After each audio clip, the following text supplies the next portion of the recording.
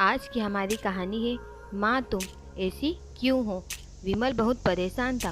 उसे समझ में नहीं आ रहा था कि वो इस परिस्थिति से कैसे निपटे। वो अपनी माँ को बहुत चाहता था, किंतु उसकी पत्नी और बच्चे उसकी माँ से बहुत दूर भागते थे, क्योंकि उसकी माँ की एक आंख नहीं थी, साथ ही उसकी कमर भी 90 अंश पर झुकी थी।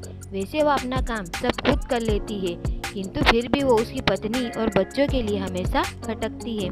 दादी, आप ऊपर के कमरे में जाओ, मेरे दोस्त आ रहे हैं, हिमल के बेटे अखिल ने बड़े बेरुखी से कहा। पर बेटा, मैं तो यहाँ बहुत दूर बैठी हूँ, विमल की माँ ने बहुत प्यार से कहा। नहीं, आप उनके सामने मत रहो, वो मुझे चिढ़ाते हैं, अखिल ने जोर से डांटते हुए कहा। क्या हुआ अखिल, क्यों चिल्ला रहे हो? पत्नी कामिनी ने किचन से ही आवाज लगाई। देखो ना माँ, ये दादी यही ड्राइंग रूम में बैठी है और मेरे दोस्त आ रहे हैं, अखिल ने शिकायत की। ऊपर चढ़ने में बहुत परेशानी हो रही थी, किंतु वो पूरी ताकत से ऊपर के एक अकेले कोने वाले कमरे में जाकर बैठ गई। विमल बाजू के कमरे से सब सुन रहा था। उसे कष्ट हो रहा था कि उसकी माँ को अपमानित होना पड़ रहा है, किंतु वो असहाय था। अगर वो कुछ कहता तो पत्नी और बच्चे उसका विरोध करने लगते हैं। दूसरे उनके तर्क भी सही लगते हैं, क्योंकि वो एक प्रशासनिक अधिकारी था। उसका सामाजिक स्तर बहुत ऊंचा था। उसकी ससुराल भी एक उच्च घराने में थी, अतः वह चुपचाप इस तरह हर दिन अपनी माँ को अपमानित होते देखता रहता था। रात को विमल की पत्नी ने कहा, देखो जी, अब कुछ करो। कल कलेक्टर साहब की पत्नी आई थी, माँ जी अपनी देसी धुन धारा में उनसे मिले। मुझे बहुत शर्म आ रही थी, बताते हुए कि ये मेरी सास है। मैंने कह दिया कि दूर की रिश्तेदार है, इलाज कराने आई है। विमल को रोना आ गया, किंतु फिर भी वह चुपचाप रहा।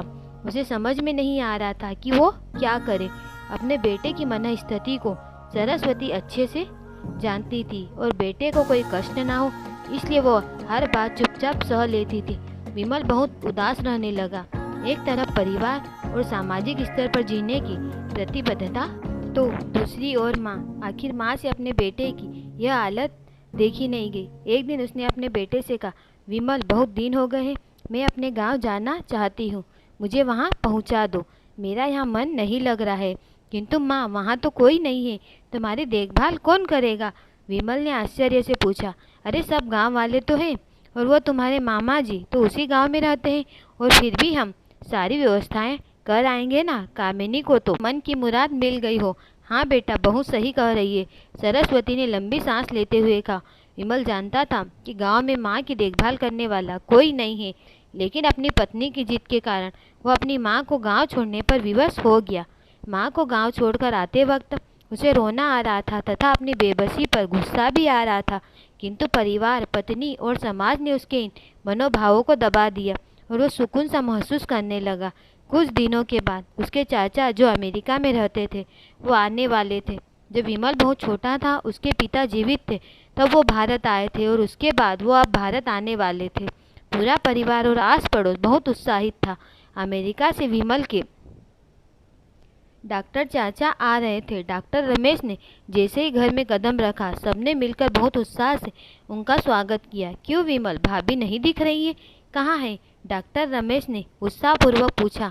जी, वो गांव में रहती है, यहाँ उनका मन नहीं लगा, कामिनी ने सपाट लहजे में उत्तर दिया। डॉक्टर रमेश ने विमल की ओर देखा तो विमल ने अपनी आंखें झुका ली। डॉक्टर रमेश ने सब समझ गए, बोले, कल हम भाभी से मिलने गांव चलेंगे। सब लोग दूसरे दिन सभी लोग गांव के घर में पहुंचे। देखा कि सरस्वती को बहुत तेज बुखार है और वो पलंग पर असहाय पड़ी है। डॉक्टर रमेश दौड़कर सरस्वती के पास गए, उनके पैर छूकर रोने लगे। सरस्वती की हालत उनकी कल्पना से परे थी। वाह बेटा विमल, तूने तो नाम उजागर कर दिया। अपनी माँ की ये हालत देखकर तुझे तो शर्म भी नहीं आ रही होगी। डॉक्टर रमेश ने विमल को लगभग डांटते हुए कहा। नहीं देवर जी, विमल का कोई दोष नहीं है, मैं खुद गांव आई थी। सरस्वती ने अपने बेटे का बचाव किया। मुझे सब पता चल गया है भाभी, आप चुप रहो। क्यों बहू, तुम्हें अपनी सास की कुरूपता पसंद नहीं है? समाज में तुम्हें नीचा देखना पड़ता है ना? डॉक्टर रमेश ने कामिनी की ओर व्यंग से देखा। कामिनी निरुत्तर होकर विमल को देखने लगी। आज तुम जिस सामाजिक स्तर पर हो, वो उन्हीं के संघर्षों की देन है।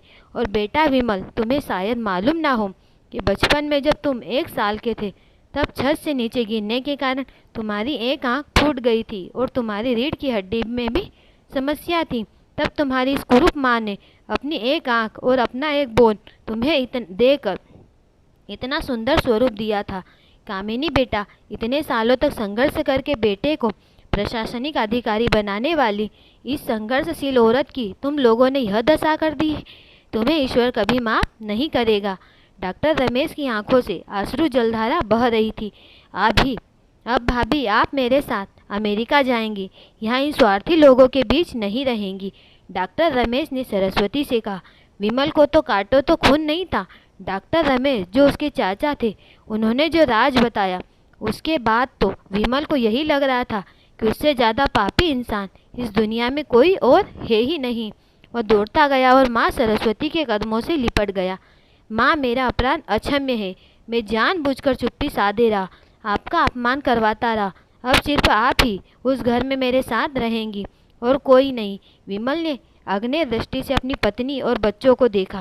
कामिनी को भी बहुत पश्चाताप हो रहा था, किंतु उसकी हिम्मत नहीं हो रही थी कि वो सरस्वती से आंख मिलाए। सरस्वती ने कामिनी की मन स्थिति को समझकर उसको पुचकारते हुए अपने पास बुलाया और विमल को डांटते हुए कहा, खबरदार, जो मेरी बहू को मुझसे अलग करने की कोशिश की तो तुझे ही घर से बाहर निकाल दूंगी। कामिनी बच्चों ने सरस्वती के पैर पकड़ते हुए अपने व्यवहार पर माफ़ी मांगी और माँ के हृदय ने सबको माफ़ कर दिया। अगर आपको हमारी कहानी पसंद आई हो और अगर आप भी अपनी माँ से प्यार करते हो तो प्लीज़ वीडियो को लाइक एंड चैनल को सब्सक्राइब जरूर करें। धन्यवाद।